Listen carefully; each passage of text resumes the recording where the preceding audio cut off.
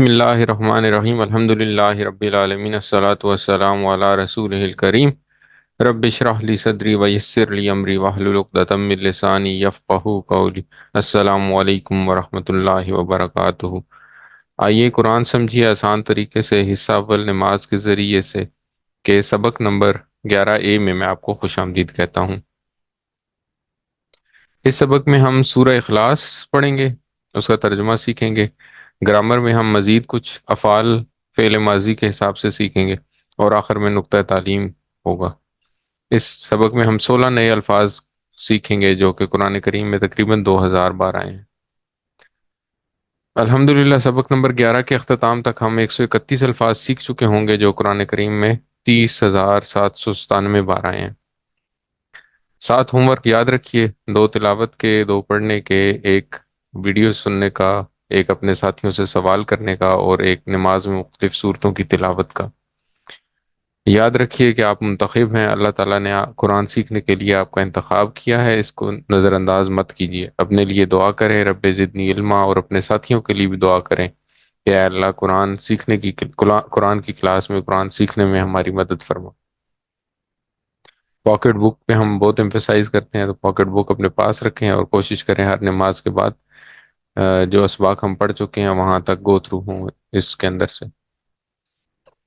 سورہ اخلاص کے تعارف سے شروع کرتے ہیں۔ یہ ابتدائی مکی صورت ہے۔ اس کا نام اخلاص اس لیے رکھا گیا کہ جو کوئی اس کو سمجھ کر پڑھے اور اس پر ایمان لائے گا تو اس کا عقیدہ خالص ہو جائے گا، یعنی کہ یہ عقیدہ خالص کرنے والی صورت ہے۔ اور یہ صورت نازل اس تناظر میں ہوئی کہ لوگوں نے نبی کریم صلی اللہ علیہ وسلم سے سوال کیا کہ آپ جس معبود کے بارے میں بتا رہے ہیں اس کا کیا تعارف ہے، اس کا کیا اس کی کیا بیک گراؤنڈ کیا ہے، اس کی ہسٹری کیا ہے۔ تو اس کے جواب میں یہ صورت نازل ہوئی۔ قرآن کریم میں کا 1/3 قرآن کے برابر یہ صورت ہے۔ نبی کریم صلی اللہ علیہ وسلم کا ارشاد ہے، ایک حدیث ہے جس کے راوی حضرت ابو الدرداء رضی اللہ تعالیٰ عنہ ہیں۔ انہوں نے فرمایا کہ نبی کریم صلی اللہ علیہ وسلم نے فرمایا، کیا تم میں سے کوئی ایک رات میں قرآن کا تیسرا حصہ پڑھنے سے عاجز ہے؟ تو صحابہ کرام کہنے لگے، قرآن کا تیسرا حصہ کس طرح پڑھا جا سکتا ہے؟ تو نبی کریم صلی اللہ علیہ وسلم نے فرمایا، قل هو اللہ احد قرآن کے تیسرے حصے کے برابر ہے۔ تو اگر ہم رات میں ایک دفعہ سورہ اخلاص کی تلاوت کریں تو یہ قرآن کے تیسرے حصے کے برابر ہو۔ پھر اس کے علاوہ نبی کریم صلی اللہ علیہ وسلم کی سنت ہے کہ ہر فرض نماز کے بعد 1 بار اور مغرب اور فجر کے بعد 3 بار پڑھنا رسول اللہ صلی اللہ علیہ وسلم کی سنت ہے۔ اور اس کے ساتھ ساتھ نبی کریم صلی اللہ علیہ وسلم موضع 3 جو ہیں سورہ اخلاص اور سورہ ناس، وہ بھی ہمارے اس کورس میں سورہ فلق اور سورہ ناس وہ بھی ہمارے اس کورس میں شامل ہیں، تو وہ بھی ان کے ساتھ پڑھتے تھے۔ تو ہر فرض نماز کے بعد 1 دفعہ سورہ اخلاص، سورہ فلق اور سورہ ناس، اور مغرب اور فجر کے بعد 3 بار یہ تینوں صورتیں یہ پڑھنی نبی کریم صلی اللہ علیہ وسلم کی سنت ہے۔ اور اس کا بہترین جواب اس سوال کا کہ ہم کو کس کی عبادت کرنی چاہیے یا معبود کون ہو سکتا ہے، اس صورت میں اس کا بہترین جواب ہے۔ تو سب سے پہلے ہم اس کی تلاوت سنتے ہیں۔ بسم اللہ الرحمن الرحیم، قل هو اللہ احد اللہ الصمد لم یلد ولم یولد ولم یکن له کفوا احد۔ صدق اللہ العظیم۔ تو پہلی آیت کی طرف آتے ہیں۔ پہلی آیت ہے قل هو اللہ احد۔ پہلا لفظ ہے قل۔ قل کا مطلب ہے کہہ دیجئے۔ قل کی طرح کے 3 الفاظ ہیں جو کہ ابھی ہم یہاں پہ پڑھیں گے، اور یہ الفاظ قرآن کریم میں 1000 سے زائد دفعہ ہیں ماشاءاللہ۔ تو پہلا لفظ ہے قل، آپ کہہ دیجئے۔ دوسرا لفظ ہے قال، اس نے کہا۔ آپ نے سنا ہوگا کبھی کسی کو حدیث بیان کرتے ہوئے تو کہتے ہیں قال رسول اللہ صلی اللہ علیہ وسلم۔ تو نبی کریم صلی اللہ علیہ وسلم نے کہا، تو قالا کا مطلب ہے اس نے کہا، اور تیسرا ہے قالو، ان سب نے کہا۔ تو یہ ہم پڑھ رہے ہیں، اگر ہم اشاروں سے دیکھیں تو جیسے فعلا، فعلو، تو قالا، قالو، تو یہ ہمارے لیے آسان ہے، قالا، قالو، قالا اس نے کہا، قالو ان سب نے کہا، اور کل کہہ دیجئے۔ تو یہ ہم نے پچھلی دفعہ بھی کچھ امر کے صیغے پڑھے تھے، تو یہ بھی ایک امر کا صیغہ ہے، یہ ہم آگے جا کے پڑھیں گے انشاءاللہ۔ ہوا، ہم پڑھ چکے ہیں، جو پہلے ہم نے ضمائر پڑھے تھے ان میں ہم نے پڑھا تھا کہ ہووا جو ہے وہ صیغہ ہے جس کا اشارہ دائیں طرف ایک انگلی کے ساتھ کرتے ہیں ہم، اور اس کا مطلب ہے وہ ایک مرد، وہ ایک۔ تو ہوا اللہ، اللہ جو ہے یہ اسم ہے، اور اس کا مطلب بھی اللہ ہے۔ احد کا مطلب ہے ایک۔ احد اور واحد یہ دو لفظ ہیں جن کا مطلب ہے ایک، لیکن ان دونوں کے معنی میں فرق ہے۔ واحد کا مطلب ہے ایک، وہ ایک جس جیسے اور بھی موجود ہوں۔ تو ہم جب پڑھتے ہیں واحد اور جمع، تو ہم ایک واحد کی بات کرتے ہیں، یعنی کہ آ، کوئی بھی ایک واحد، جیسے ایک مرد، اور پھر ہم کہتے ہیں بہت سارے مرد، یا جیسے ہم نے یہاں پہ پڑھا تھا، کوئی اسم پڑھا، کل ہم نے پڑھا تھا، آ، کوئی اسم ہم نے جو ریسنٹلی پڑھا ہو، تو اس میں ہم پھر واحد اور جمع پڑھتے ہیں، ٹھیک ہے؟ جیسے ہم نے کل پڑھا تھا حسانہ، تو ہم نے پڑھا تھا حسانہ واحد ہے اور حسنات جمع ہے۔ اب حسانہ ایک ایسا واحد ہے جس کی جمع موجود ہے، یعنی کہ جس جیسی بھلائی ایک واحد ہے اور بھلائیاں جمع ہے۔ احد کا مطلب ہے اکیلا یا یکتا، تو یہ وہ ایک ہے جس جیسا دوسرا کوئی موجود ہی نہیں ہے۔ تو یہ اس سینس میں یہ واحد سے تھوڑا ڈیفرنٹ ہے، اور اللہ تعالیٰ کے بارے میں ہمارا یہ ایمان ہے کہ اللہ تعالیٰ احد ہے، واحد نہیں ہے، احد ہے۔ تو قرآن کریم کی یہ آیت بھی ہمیں ہمارے اس ایمان کی بیس ہے، کہ اس آیت میں یہ کہا جا رہا ہے کہ آپ کہہ دیں کہ وہ اللہ ایک ہی ہے، اس جیسا اور کوئی نہیں ہے۔ تو اگر ہم اس کے بارے میں مزید تھوڑا غور کریں تو اللہ تعالیٰ کے ایک ہونے کی کیا صورتیں ہیں؟ سب سے پہلی صورت تو یہ ہے کہ وہ ذات میں ایک ہے، یعنی کہ اس جیسی کوئی اور ذات، یا اس ہم اپنی زبان میں کہتے ہیں کہ اس آ، جین کا، یا آ، اس کے مطلب اس کی جنریشن کا کوئی اور موجود نہیں۔ تو اللہ تعالیٰ ذات میں ایک ہے۔ اس سے مراد یہ ہے جیسے میں انسان ہوں تو میرے جیسے اور انسان موجود ہیں، لیکن اللہ ایک ایسی ہستی ہے جس کی طرح کی کوئی اور ہستی موجود نہیں ہے دنیا میں۔ دوسرا ہے صفات میں یکتا ہے۔ صفات میں یکتا ہے کا مطلب یہ ہے کہ اللہ تعالیٰ کی، ہم نے پڑھا ہے کہ اللہ تعالیٰ کے 99 صفاتی نام ہیں، ہم پڑھتے ہیں سنتے رہتے ہیں، تو ان ساری صفات میں بھی اللہ یکتا ہے۔ ان صفات میں اللہ کی طرح کا اور کوئی نہیں ہے، یعنی اس جیسا کوئی دیکھ نہیں سکتا، اس جیسا کوئی سن نہیں سکتا، اس جیسا کوئی غیب نہیں جان سکتا، اور اس جیسی کوئی مدد نہیں کر سکتا، اس جیسا رزق کوئی نہیں دے سکتا، اور اس جیسا پیدا کرنے والا یا اس جیسا مارنے والا کوئی نہیں۔ تو اسی طرح ہم گنتے جائیں تو 99 صفاتی نام جو ہیں ان سب میں اللہ جو ہے وہ یکتا ہے۔ پھر حقوق میں یکتا ہے۔ حقوق میں یکتا ہے کا مطلب یہ ہے کہ صرف یہ اللہ کا ہی حق ہے کہ اس کو سجدہ کیا جائے اور اس کی عبادت کی جائے، اور اس کے علاوہ کسی اور کو سجدہ یا عبادت نہ کی جائے۔ اور چوتھا یہ ہے کہ اللہ اختیارات میں یکتا ہے، یعنی کہ حلال اور حرام ٹھہرانے کا اختیار صرف اللہ تعالیٰ کو، اور اگر صرف اللہ کو ہی اختیار ہے کہ وہ شراب کو حرام قرار دے دے تو وہ حرام ہے۔ کوئی اور ہستی اگر اس کو حلال کہے، چاہے وہ کتنی بھی معتبر ہستی ہو، لیکن جب اللہ تعالیٰ نے اس کو حرام قرار دے دیا کسی بھی چیز کو، صرف شراب کو نہیں، اس کے علاوہ بھی کسی بھی چیز کو، تو وہ حرام ہے۔ اسی طرح قانون سازی کا اختیار بھی صرف اللہ تعالیٰ کا حق ہے۔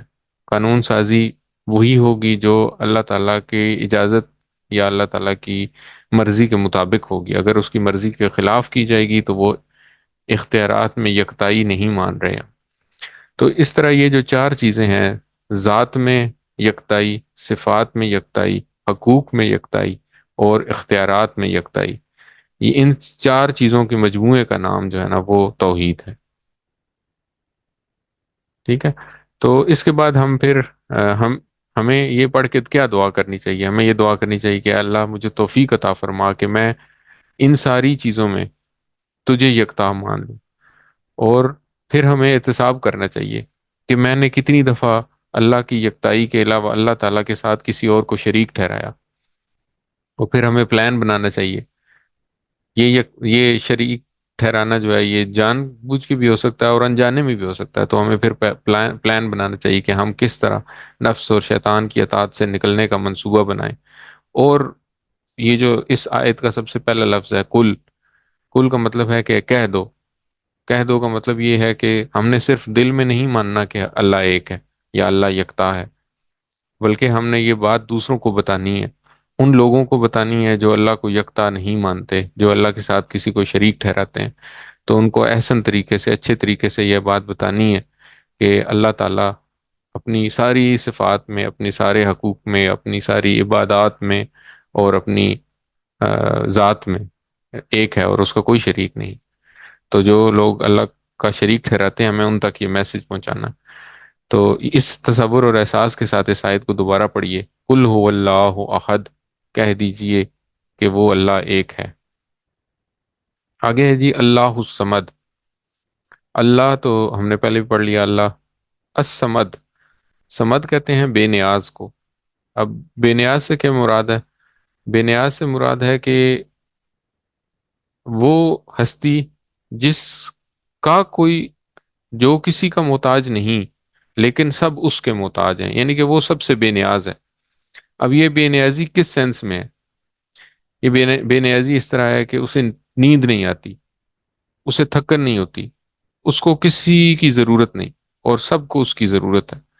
تو دعا یہ کرنی، یہ سوچ کے اس بے نیازی کو ذہن میں رکھتے ہوئے، اللہ کی اس بے نیازی کو ذہن میں رکھتے ہوئے ہمیں دعا کرنی چاہیے کہ اللہ جس طرح تو اپنی تمام مخلوقات کی ضرورتیں پوری کر رہا ہے، اس طرح میری بھی ضرورتیں پوری کر.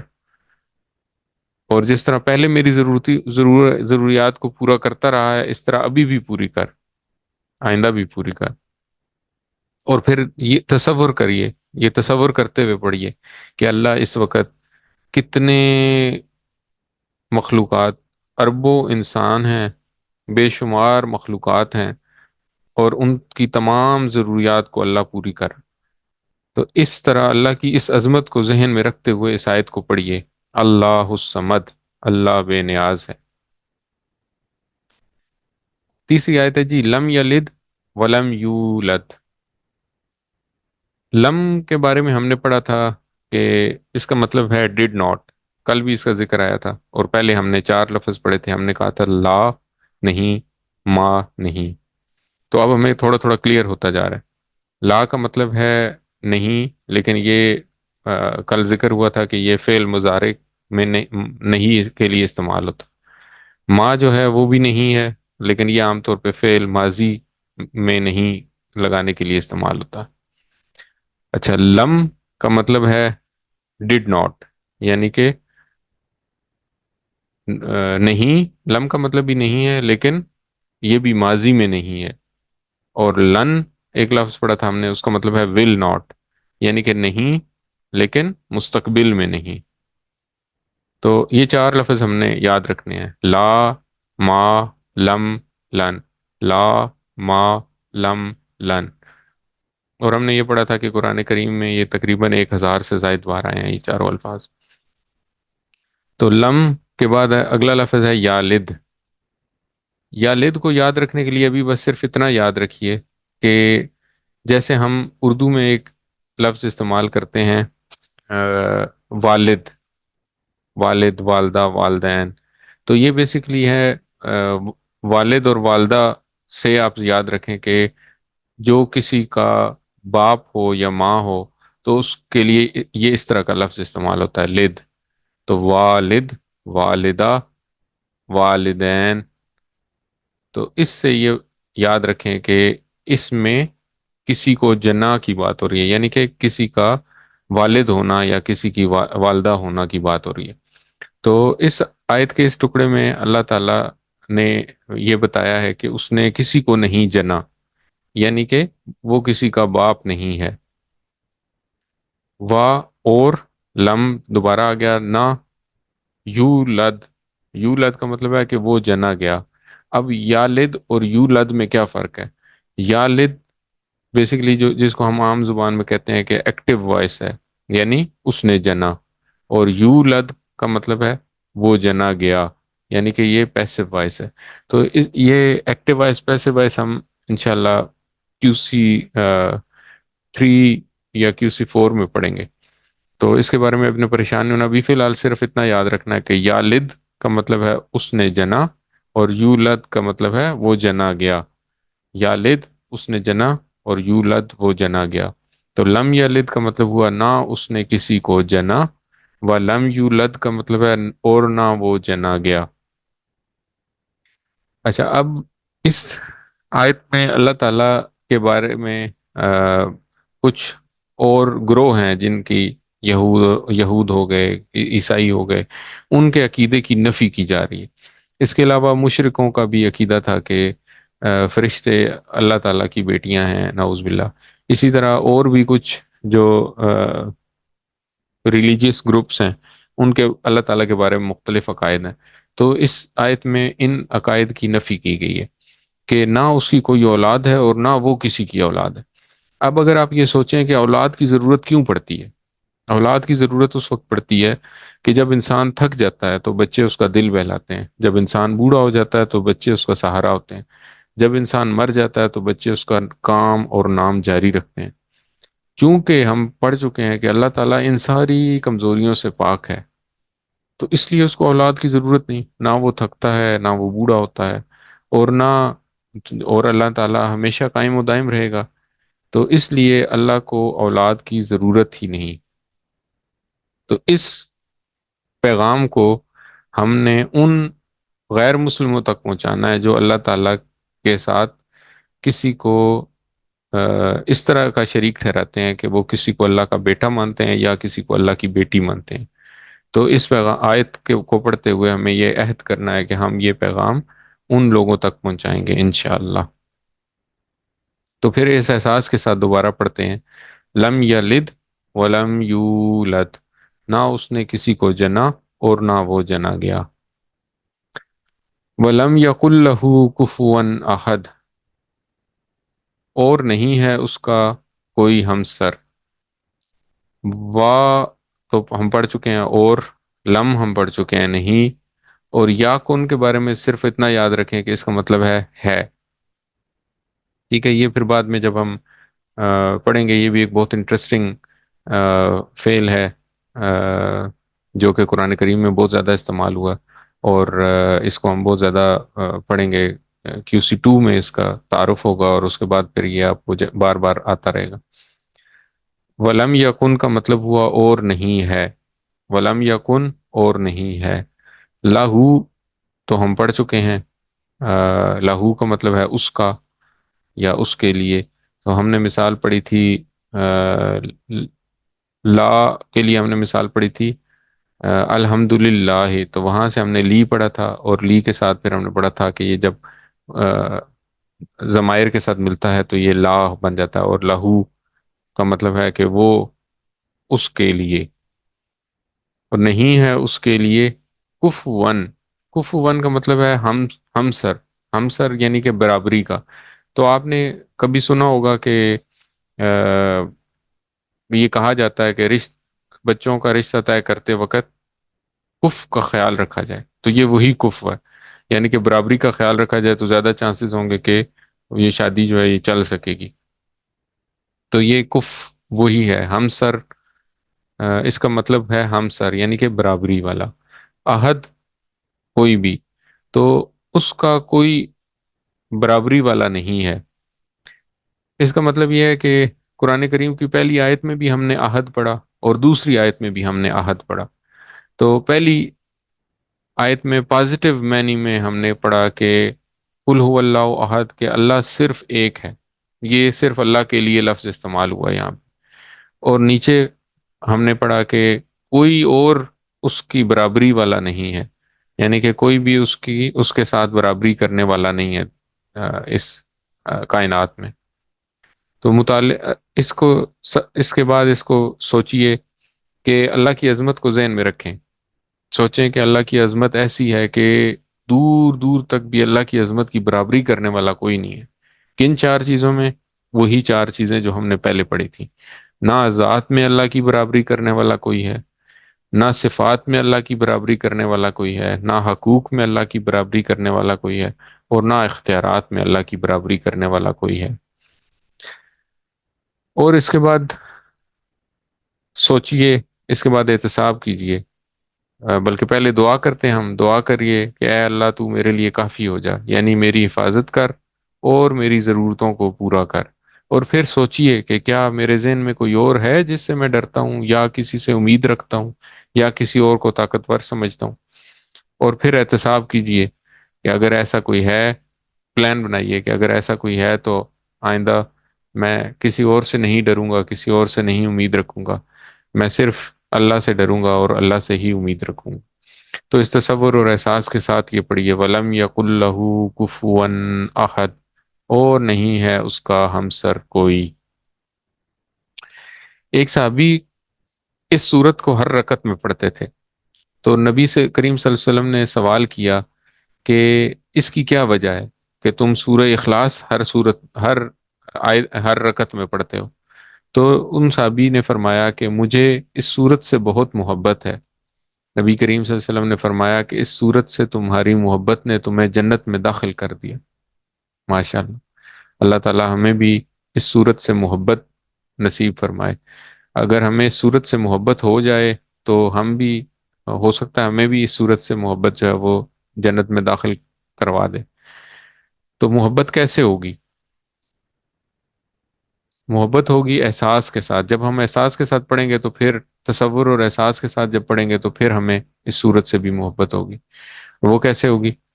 وہ ایسے ہوگی کہ جب ہم پڑھیں گے وَلَمْ يَقُلْ لَهُ كُفُوًا أَحَدٌ کہ اس جیسا کوئی نہیں ہے، کوئی اس جیسا، جیسے وہ معاف کرتا ہے اس طرح کوئی معاف کرنے والا نہیں ہے، جیسے وہ ضروریات پوری کرتا ہے اس طرح کوئی ضرورت پوری کرنے والا نہیں ہے، جس طرح محبت سے وہ خیال رکھتا ہے اس طرح کوئی خیال رکھنے والا نہیں ہے، جس طرح میری دعا وہ سن رہا ہے اس طرح کوئی سننے والا نہیں، جس طرح مجھے عبادت کرتے ہوئے یا مجھے ذکر کرتے ہوئے وہ دیکھ رہا ہے اس طرح کوئی دیکھنے والا نہیں۔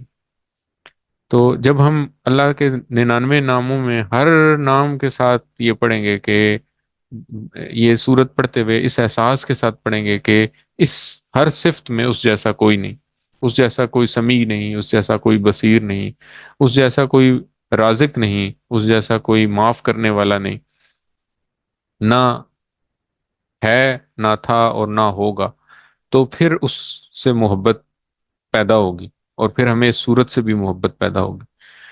پھر اس کے بعد آپ یہ دیکھیے کہ اللہ تعالیٰ نے کا کتنا کرم ہے ہمارے اوپر کہ شرک اور دوسری گمراہیاں زمانے میں پھیلی ہوئی ہیں، لیکن اللہ تعالیٰ نے ہمیں مسلمان معاشرے میں پیدا کیا اور مسلمان گھروں میں پیدا کیا۔ اس سے کیا فرق پڑا؟ اس سے یہ فرق پڑا کہ ہم اس شرک اور گمراہیوں کی گندگی سے دور ہو گئے۔ اس کے بعد اللہ تعالیٰ نے ایک صاف ستھری اور پاک اور سچی بات ہم تک پہنچا دی۔ قرآن کریم کی جو شروع کی صورتیں جو بچہ پڑھتا ہے ان میں سے سورہ اخلاص بھی ہے۔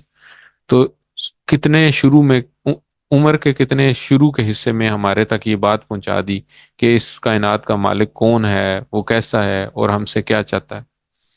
اگر خدا نخواستہ ہمیں یہ پیغام نہ ملتا تو ہم بھی کہیں گمراہی کے ڈھیر میں پڑے ہوتے اور پریشان ہو رہے ہوتے۔ تو اس لیے کوشش کریے کہ اس توحید کی اس صورت کو پڑھتے وقت دل شوق، محبت اور عظمت سے بھرا رہے، اور یہ پلان بنائیے کہ وہ لوگ جن کو شروع میں یہ پیغام نہیں مل سکا، اس ایک اللہ کا پیغام ہم انشاءاللہ ان تک بھی پہنچائیں گے، ان تک پہنچا کے ہم نبی کریم صلی اللہ علیہ وسلم کا جو مشن ہے اس کو جاری رکھیں گے۔ چلیں جی، اب ہم لیتے ہیں ایک بریک اور پھر ہم پڑھیں گے گرامر۔ بسم اللہ الحمد للہ والصلاة والسلام علی رسول کریم نبینا محمد رب اشرح لی صدری ویسر لی امری واحلل عقدۃ من لسانی یفقہوا قولی. السلام علیکم ورحمۃ اللہ وبرکاتہ. سبق نمبر 11B، جس میں ہم قرآن سیکھتے ہیں عربی قواعد کے ذریعے سے. تو اس میں میں آپ کو خوش آمدید کہتا ہوں.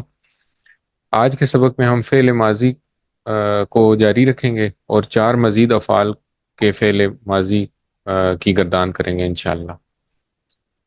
تو سب سے پہلے ہم ٹی پی آئی کے ساتھ گرامر کر رہے ہیں. ٹی پی آئی کے کمپوننٹس کیا کیا ہیں ذرا میرے ساتھ ریوائز کریے، سنیے، دیکھیے، سوچئے، بولیے، بتائیے، دل سے کیجئے، مل کر کیجئے.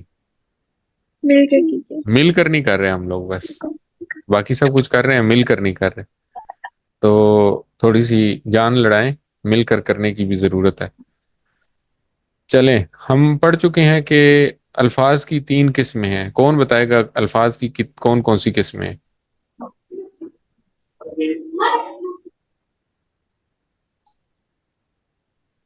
چلیں جی، کوئی اسم بتا دے. فعل اور حرف. اسم، فعل اور حرف. تو سب سے پہلے اسم کی علامات کیا کیا ہیں؟ ہم نے کیا کیا علامات پڑھی ہیں اسم کی؟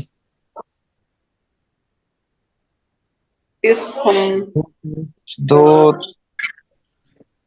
نام یا چیز، جی، نام یا چیز ہوگی یا صفت ہوگی، لیکن اس کی ہم نے کچھ نشانیاں پڑھی ہیں نا کہ ہم کیسے پہچانیں گے کہ کیا اسم، کون سا اسم ہے. دو پیش، دو زبر یا دو زیر کے اوپر حسم ہو رہا ہوگا، ال سے شروع ہو رہا ہوگا، یا ال سے شروع ہوگا، یا ڈبل پیش ہوگا، ڈبل زبر ہوگا، ڈبل زیر ہوگی، یا آخر میں واو نون یا الف تے ہو سکتا ہے. اس کے بعد حرف ہم نے پڑھا ہے، ہم نے 7 حروف پڑھے تھے. کون گنتی کروا سکتا ہے کہ کون کون سے 7 حروف ہم نے پڑھے تھے؟ چلیں جی، آج ٹیسٹ ہوئے جا رہا ہے. ہم نے پڑھے تھے جی بی، لی، من، من، فی، الا، الی اور ان. ٹھیک ہے، اور اس کے علاوہ ہم نے ما اور اندہ پڑھے تھے جو کہ اسم ہے. جی اور تیسری چیز ہے فعل. تو فعل میں ہم پڑھ رہے تھے، اچھا پھر ہم نے اسم اشارہ، ان چھ چیزوں کے ساتھ یہ 6 ہم چیزیں پڑھ رہے تھے بیسیکلی. تو ہم نے یہ پڑھا کتاب ہو، اسم کے ساتھ ہم جب جوڑتے ہیں تو پڑھتے ہیں کتاب ہو، کتاب ہم، کتاب کا، کتابی، کتاب کم، کتاب نا. جب ہم حرف کے ساتھ جوڑتے ہیں تو بھی انہی ٹکڑوں کو جوڑتے ہیں. من ہو، من ہم، من کا، منی، من کم، مننا. ٹھیک ہو گیا. لیکن اب ہم نے نوٹ کیا کہ جب ہم فعل ماضی پڑھتے ہیں تو ہم ان ٹکڑوں کے ساتھ نہیں جوڑتے، بلکہ ہم فعل ماضی کے اندر سے ہی سمجھ جاتے ہیں کہ جو کرنے والا ہے وہ اس کے اندر موجود ہے. تو ہمیں فعل کو ٹکڑوں کے ساتھ جوڑنے کی ضرورت نہیں ہوتی، بلکہ فعل کے اندر ہی ضمیر جو ہے وہ چھپا ہوا ہے. تو ہم کہتے ہیں فعلا، فعلو، فعلتا، فعلتو، فعلتم، فعلنا. ٹھیک ہے کیا؟ اس کے بعد ہم نے یہ پڑھا کہ فعل جو ہے وہ عام طور پہ 3 حروف سے مل کے بنتا ہے. تو ہم نے پڑھا کہ فعلا ہو سکتا ہے، فاتحہ ہو سکتا ہے، ناصرہ ہو سکتا ہے، ضاربہ ہو سکتا ہے. اور پھر اس کے بعد ہم نے کنسپٹ سیکھا کہ فا کلمہ کون سا ہوتا ہے، عین کلمہ کون سا ہے، اور لام کلمہ کون سا ہے. اس کے بعد ہم نے فعل کی 3 قسمیں پڑھی، فعل ماضی، فعل مضارع اور فعل امر. اور اب ہم فعل ماضی پڑھ رہے ہیں. تو ہم نے ابھی تک 7 افعال پڑھ لیے ہیں. فعل کی جمع ہے افعال. 7 افعال پڑھ لیے ہیں. کوئی گنوا سکتا ہے کہ کون کون سے افعال ہم نے پڑھ لیے ہیں؟ پہلے سبق میں ہم نے 3 افعال پڑھے تھے، کون کون سے تھے؟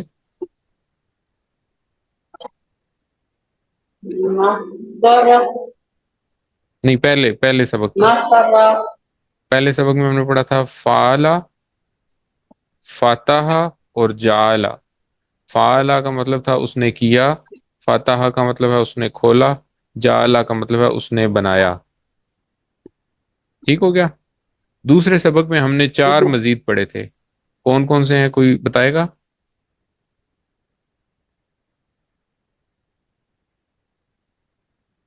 کل کے سبق میں ہم نے 4 مزید پڑھے تھے،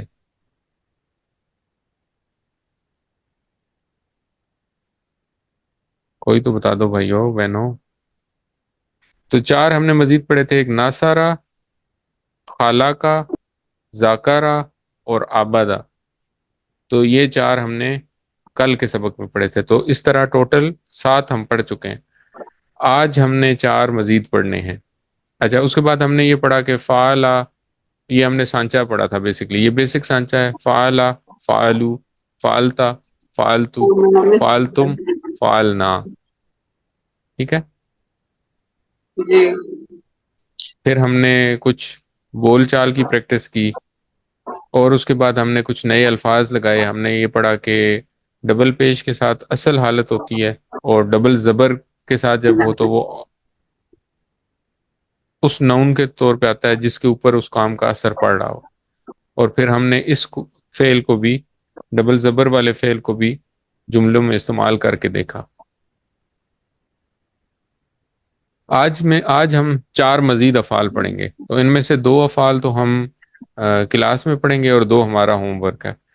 اب آپ یہ نوٹ کریں کہ آج ہم افعال پڑھیں گے وہ ہیں داربا، سامعہ، عالمہ اور عاملہ۔ اب آپ یہ دیکھیں کہ داربا کا مطلب ہے اس نے مارا، تو یہ بھی آسان ہے، ضرب لگانا ہم اردو میں استعمال کرتے ہیں، تو ضرب لگانا سے ہم یہ مطلب یاد رکھ سکتے ہیں کہ اس نے مارا۔ سامعہ ہم اردو میں استعمال کرتے ہیں سننا سننا، تو سما استعمال کرتے ہیں ہم اردو میں، تو سما سے، سننا سے ہم سامعہ اس نے سنا۔ عالمہ، علم سے ہم ذہن میں رکھ سکتے ہیں، عالمہ علم یعنی کہ اس نے جانا، اور عاملہ عمل سے یاد رکھ سکتے ہیں اس نے عمل کیا۔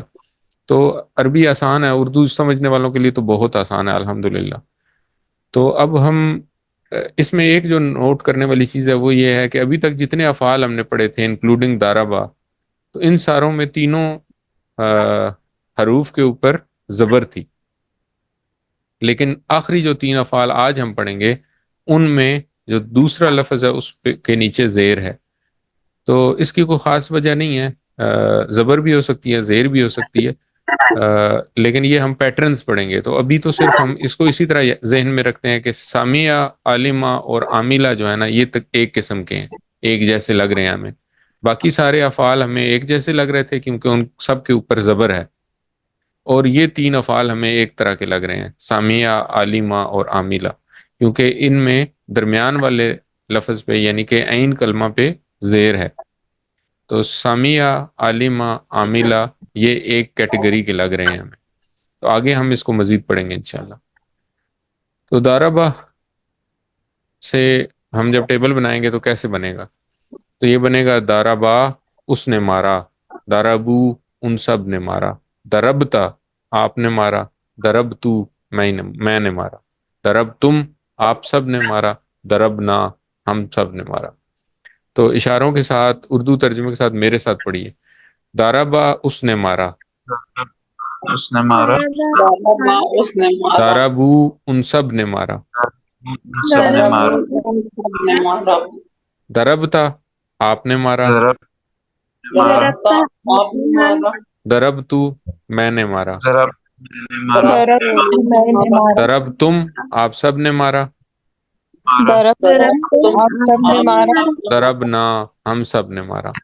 ضربنا ہم سب نے مارا۔ ہم سب نے مارا۔ اب صرف اشارے کے ساتھ اور ذہن میں ترجمہ اس کا ذہن میں رکھتے ہوئے پڑھیں، داربا، داربو، ضربا ضربو، دربتا، ضرب، دربتو، ضربتم ضربتو، دربتم، دربنا، ضربتم ضربنا، داربا، داربو، ضربا، ضربو، داربا، داربو، ضرب، ضربو، داربا، ضربتا، ضربتا، ضرب، دربتا، ضربتا، دربتو، ضربتا دربتا، ضربتو، دربتو، ضربتا ضربتو، ضربتا تو ضربتو ضربتا ضربتو ضربتم ضرب ضربنا ضربتم ضربنا ضربتم ضربنا ضربنا ضربتم ضربنا ضربتم ضربنا. ضربتم اچھا جی، اب جب ہم کہیں گے حل ضربا تو اس کا کیا مطلب ہوا؟ کس نے مارا؟ کیا اس نے مارا، کس نے مارا نہیں، کیا اس نے کیا مارا. تو یہ ہم نے پڑھا ہے کہ ہم جب ماضی افعال کرتے ہیں اور ان کا جواب ہمیں نہیں میں دینا ہوتا ہے تو ہم ما میں کے ساتھ جواب دیتے ہیں. یہ پچھلے سبق میں بھی ہم نے پڑھا تھا، تو ریوائز ہو رہا. تو مارنا چونکہ اچھی بات نہیں ہے تو ہم اس کا جواب ما میں دیں گے. حل ضربا، کیا اس نے مارا، ماں ماں ما ضرب ضربا اس نے اس نہیں نے مارا. نہیں حل ضربو، کیا ان سب نے مارا، کیا ان سب نے مارا ماں ضرب ان سب ما نے نہیں ضربو مارا ان سب نے نہیں مارا. تو یہاں تک تو آسان ہے، اسی طرح جواب آئے گا. اب حل ضربتا، کیا آپ نے مارا، ماں ضرب تو ما ضربتو میں نے نہیں مارا. حل ضربتم، کیا کیا آپ ان سب نے سب نے مارا، مارا کیا آپ سب نے مارا ماں ماں ضرب ضربنا ما ضربنا میں نہیں نے نہیں، سب ہم نے نہیں مارا. اچھا اب اسی طرح زید کی شامت آ گئی. تو زید جب ڈبل پیش کے ساتھ ہوگا تو وہ اصلی حالت میں ہے، یعنی کہ زید کرنے والا ہے. اور جب زید ڈبل زبر کے ساتھ ہوگا تو اس کا کیا مطلب ہوگا؟ اس کا مطلب ہوگا کہ یہ وہ ہے جس کے اوپر اثر پڑ رہا ہے. تو اگر ہم اس لفظ کو شامل کریں حل ضرب زیدن تو اس کا کیا مطلب ہوگا؟ حل ضرب حل زیدن، ضرب کیا زیدن مارا کیا اس نے زید کو مارا جی کیا اس کیا نے اس زید نے کو زید مارا. کو مارا اب اگر یہاں پہ ایک میں تھوڑا سا اس کو ڈیفرنٹ کر رہا ہوں، یہاں لکھا ہوا ہے اگر یہاں پہ یہ ہوتا حل ضرب زیدن تو اس کا کیا مطلب ہوتا؟ ہم نے پڑھا ہے نا پچھلی سلائیڈ میں ہم نے پڑھا ہے کہ جب زیدن ہوگا تو اس کا مطلب ہے یہ کرنے والا ہے. تو حل ضرب زیدن کا کیا کیا مطلب ہے زید ہوگا نے اس کو مارا کیا زید زید نے نے زید مارا. نے مارا اس کو نہیں آیا اب اس میں نا. ضربا میں جو فائل ہے، جو کیا فائل زید چھپا نے ہوا مارا ہے ضربا میں، وہ بیسیکلی اس زید نے ہے، مارا زید ہے. تو حل ضرب زیدن اگر ہوگا تو اس کا مطلب ہوگا کیا زید نے مارا. ٹھیک ہے، سمجھ آ گئی. حل ضربو زیدن نہیں ہو سکتا کیونکہ ضربو جو ہے وہ جمع ہے اور زیدن واحد ہے، تو ایسے نہیں ہو سکتا کہ کیا زید بہت سارے لوگ نہیں ہیں، زید ایک ہی بندہ ہے، تو اس لیے یہ نہیں ہو سکتا. تو یہ چلیں ایک نئی بات آ گئی. تو ہم پڑھیں گے حل ضرب زیدن، کیا اس نے زید کو مارا. جواب ہوگا ما ضرب زیدن، اس نے کو نہیں مارا. حل ضربو زیدن، کیا ان سب نے زید کو مارا. تو جواب ہوگا ما ضربو زیدن، ان سب نے زید کو نہیں مارا. حل ضربتا زیدن، کیا آپ نے زید کو مارا. ما ضربتو زیدن، میں نے زید کو نہیں مارا. حل ضربتم زیدن، کیا آپ سب نے زید کو مارا ہے. ما ضربنا زیدن، ضربنا ہم سب زیدن نے زید کو نہیں مارا. مارا الحمدللہ. اچھا اگلا لفظ ہے جی سامعہ. سامعہ اگر آپ کو یاد ہو تو ہم نے نماز میں پڑھا، اب تو یہاں پہ لکھا ہوا آ گیا ترجمہ اس کا. سامع اللہ لمن حمدہ میں پڑھا ہم نے کہ سامعہ کا مطلب تھا اس نے سنا. اب یہی بات جو ابھی میں آپ کو بتا رہا تھا کہ اگر سامعہ کے ساتھ کوئی اسم ہو اور اسم کے اوپر پیش ہو یا ڈبل پیش ہو تو اس کا مطلب ہے کہ وہ اسم اس فعل کا فاعل ہے. تو ہم نے پڑھا، ہم نے سامع اللہ ہا کا مطلب ہوگا کہ اس نے اللہ کو سنا. ٹھیک ہے، اس نے سنا اللہ کو. سمیع اللہ کا مطلب ہے اللہ نے سنا. یہ بات سمجھ آ رہی ہے ساروں کو؟ جی اس بات میں کوئی اللہ مشکل؟ نے سمیع اللہ کا مطلب ہم نے پڑھا، یہ نہیں پڑھا تھا کہ اس نے سنا اللہ کو. سمیع اللہ ہا اگر ہوتا، ہا کے اوپر زبر ہوتی تو اللہ جو ہے وہ مفعول، یعنی کہ اللہ کے اوپر اس اسم کا اثر پڑا ہوتا، تو ہم یہ کہتے کہ اس نے سنا اللہ کو. لیکن ہم نے ابھی پڑھا ہے کہ اگر جو اسم سامعہ کے بعد جو بھی فعل ہے اس کے بعد جو بھی اسم آ رہا ہے اگر اس کے اوپر پیش ہے تو اس کا مطلب ہے یہ کرنے والا ہے کام. تو ہم نے اللہ کا مطلب پڑھا تھا اللہ نے سن لیا, ٹھیک ہے, لمن حمدہ, جس نے اس کی حمد کی, اس کی تعریف کی. تو ہم نے یہ پڑھا تھا اللہ نے سن لیا جس نے اس کی تعریف کی. یہ بات سارے سمجھ رہے ہیں نا؟ کوئی سارے خاموش ہیں, بول نہیں رہا. کوئی سوال جی ہے, کچھ سر. نہیں سمجھ آ رہی تو بتائیے. سامع سمجھ آ اللہ گیا. کا مطلب ہے کہ اللہ, یہ کام کرنے والا اللہ اللہ ہے, نے سن لیا. اللہ نے سن لیا. ٹھیک ہے. جی اچھا جی, جب سامعہ کے ساتھ ہم اسی ٹیبل کو پڑھیں گے تو اب آپ نے نوٹ کرنا ہے کہ میم کے نیچے چونکہ اوریجنلی زیر ہے سامعہ, تو یہ ہر جگہ زیر ہی رہے گی. تو سامعہ اس نے سنا, سامعو ان سب نے, سامعہ اس نے سنا, سامعو ان سب نے سنا, سمیتا آپ نے سنا, سمیتو میں نے سنا, سمیتم آپ سب نے سنا, سمینا ہم سب نے سنا. اشارے کریں عربی کے ساتھ, اردو ترجمے کے ساتھ میرے ساتھ پڑھیں. سامعہ اس نے سنا, ہمیں آپ نے سنا, سامعو ان سب نے سنا, سامعو ان سب نے سنا, ہمیں وہ سب نے سمیتا سنا, آپ نے سنا, آپ نے سنا, سمیتا آپ نے سمیتا سنا, سمیتو میں نے سمیتو سنا, میں نے سنا, سمیتو میں نے سمیتم سنا, سمیتو میں آپ نے سب نے سنا, سنا, سمیتم سمیتم آپ سب نے آپ سنا, سب نے سنا, سمینا ہم سب سمینا نے سنا. ہم سب نے سنا. سمینا ہم سب نے سنا. اب ٹرانسلیشن پڑھنے کی ضرورت نہیں ہے, ذہن میں مطلب دہرائیں اور اشارے کے ساتھ پڑھیں.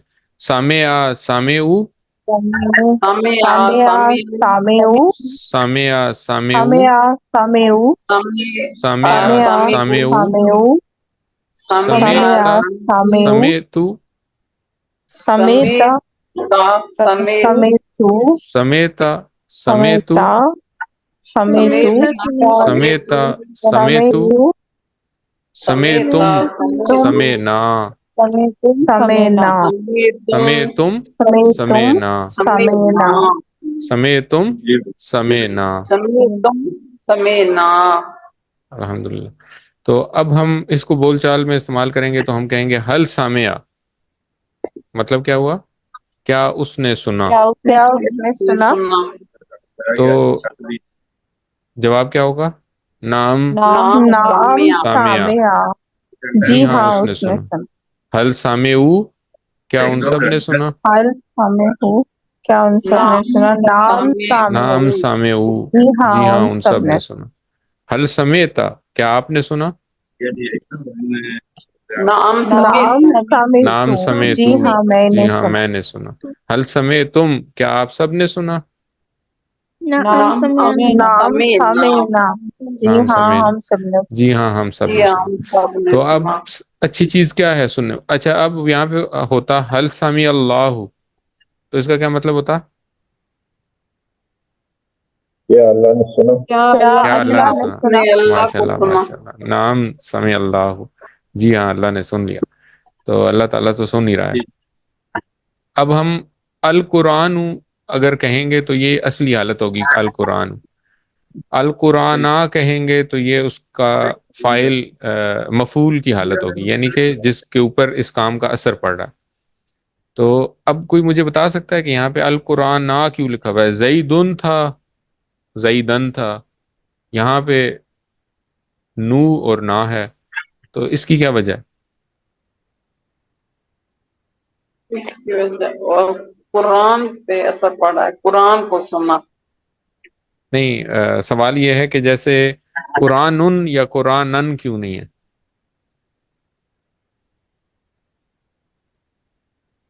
بہت مشکل سوال ہے. کیونکہ قرآن سنا گیا ہے, سنا گیا نہیں, ہے قرآن قرآن. ہوتا لگا تو ہوا بھی ہے تو سر. قرآن سنا جاتا. یہ نہیں, دیکھیں وہ نا جو آپ نے یہاں سر پہ یاد بتایا لگا تھا ہوا ہے. پانی کے. جی جی ال لگا ہوا ہے, ماشاء اللہ ماشاء اللہ. تو یہ بات ہے نا جی, یہ یاد رکھنا ہے کہ ہم نے شروع میں پڑھا تھا, پہلے سبق میں پڑھا تھا ہم نے, کہ جب کسی اسم کے ساتھ ال لگ جاتا ہے تو آخر میں سے تنوین ہٹ جاتی ہے. ہم نے پڑھا تھا کہ دا بک اور آ بک میں جو فرق ہے وہ ہے القرآن اور قرآن میں. تو اگر ہم جس طرح ہم انگلش میں دی آ بک نہیں لکھتے، اس طرح ہم ال اور تنوین کو اکٹھا نہیں کر سکتے. زبردست جی، بہت اچھا جواب دیا طیب بھائی نے نا، طیب بھائی نے جواب دیا. تو یہ یاد رکھنا ہے ہم نے. تو اب ہم القرآن نہ اگر شامل کریں گے تو ہم کہیں گے حل سمع القرآن، کیا اس نے حل سمع القرآن، کیا اس نے قرآن کو سنا؟ کیا اس نے نام سمع القرآن. نام سمع القرآن، جی ہاں اس نے قرآن کو سنا. حل سمع القرآن، کیا نام ان سب سمع نے قرآن کو سنا؟ ہاں نعم جی ہاں سمع نعم القرآن، جی سامع ہاں سب نے کو القرآن، سنا. جی ہاں آگے ہم ان کہیں گے سب جی نے حل قرآن کو سمیت القرآن، کیا آپ نے قرآن کو نام سنا؟ سمیت القرآن. نام سمیت القرآن. نام نام سمیت جی ہاں میں سمیت، نے قرآن کو سنا. جی اچھا. ہاں میں نے حل قرآن. سمیتم القرآن، کیا آپ سب نے قرآن کو سنا؟ کیا آپ سب نے قرآن کو نام سنا؟ سمیعنا نعم القرآن. نعم سمیعنا نام القرآن. نام سمیعنا سمیعنا القرآن. القرآن، جی ہاں جی ہم ہاں ہم سب سب نے نے قرآن کو سنا. ماشاء اللہ، چلیں زبردست ہو گیا. اچھا اب یہ ہمارا ہوم ورک ہے. عالمہ، تو ایک دفعہ پڑھ لیتے ہیں. عالمہ اس نے جانا، عالمو ان سب نے جانا، علمتا جانا. آپ نے جانا، علم علمتو نے جانا. میں نے جانا، علم تو میں نے علم جانا. تم علم آپ سب نے تم جانا، سب نے علمنا جانا. ہم سب نے علم جانا. ہم سب نے جانا. علمہ علمو، عالمہ علیمہ عالم، علم علم علیم. علمتا علمتو، علمتا علمت علمتم علمتم، علمتم علمنا، علمتم علمتم علمتم علمنا. علمنا. علمنا، علمہ علمو، عالمہ علم عالم، علم علم علمتا علمتو، علمت علمتم، علمتا علمت علمتم علمتم علمت علمنا، علمتم علمتم علمتم علمنا. علمنا، علمہ علمو، علم علم علم، علموا. علمتا علمتو، علمت علمت، علمتا علمتم علمتم علمنا. علمتم علمنا. علمنا. علمنا. اچھا اگلا سبق، اگلا جو ورڈ ہے وہ ہے عاملہ. عاملہ اس کی نے عمل گردان کیا. کون بتا سکتا ہے؟ اسی پیٹرن میں ہے، کوشش عاملہ کریں. عاملہ عاملو، عاملہ عاملہ عاملو. عاملو، عاملو، عملت عامل، عملتم عملتم. عملتا عملنا. عملتو، عملتا عملتو، علمنا. عملتم عملتم علمنا. عملتم عملتم عملنا. عملنا. عملنا. زبردست. عاملہ کا مطلب ہے اس نے عمل کیا، عاملو ان سب نے عمل کیا. عملتا عملتا آپ نے عمل کیا، آپ نے عمل عملتو کیا، میں نے عملتو عمل کیا. میں نے عمل میں نے کیا. عمل. عملتم آپ عملتم سب نے عمل کیا، آپ سب نے عمل عملنا کیا. ہم سب نے عمل کیا. علمنا ہم ہم سب سب نے نے عمل. عمل. ماشاء اللہ. چلیں اس کے ساتھ ہی فعل ماضی جو ہے نا وہ ہمارا کمپلیٹ ہو گیا. تو یہ 11 افعال بنتے ہیں. 3 ہم نے پہلے سبق میں پڑھے، 4 دوسرے سبق میں پڑھے، 4 تیسرے سبق میں پڑھے. یہ 11 افعال جو ہیں یہ ہم نے اسی طرح یاد کرنے ہیں کہ ہم ان کو گنتی انگلیوں پہ گن سکیں. پہلے 3 افعال جو ہم نے پڑھے تھے وہ کون کون سے تھے؟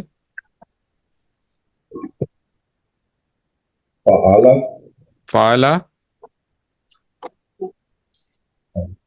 فاتحہ، فعل، فتح جعل. اور جعل.